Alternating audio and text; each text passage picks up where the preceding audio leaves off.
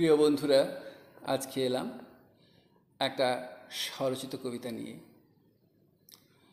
তা কবিতাটা হচ্ছে, চারিদিকে এত অন্যায় অবিচার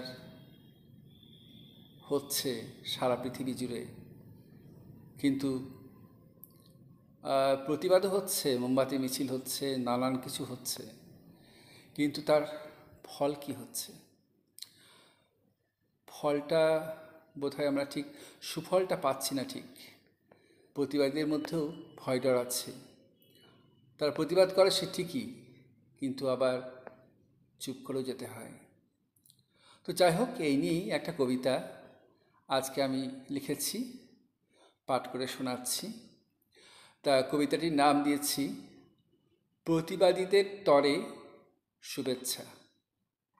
কলমে ও কণ্ঠে মনোজ ভট্টাচার্য।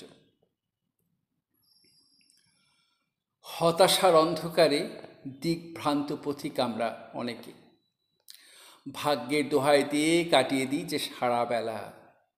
আর স্বার্থান্বেষী মন বিপদের ঝুঁকি না নিয়ে আত্মগোপন করতে বলে। শিয়ালের মতো করে হুক্কি হওয়া রবের সাথে রব মিলিয়ে শুধু গলা মেলাতে শিখেছি যে, লম্পটেরা তেরে এলে ভয়ে ডরে গর্তে সেধিয়ে যায় নিমেষের মধ্যে। চোরাবালির গর্তে পড়লে নিমেষের মধ্যে কোন পাতাল লোকে টেনে নিয়ে যাবে কে জানে। তারপর জ্যান্ত মানুষের হবে পোস্টমর্টেম সেইখানে, যেথা মুখোশের আড়ালে ছিল এতদিন ধরে, উন্মোচিত করে আসল রূপ দেখাবে তাহারে। সেই রূপ দেখে আর্তনাদ করতে যাবে যখনই, কণ্ঠরোধ হবে তাহার তখনই। তারপর চলবে নির্মম অত্যাচার।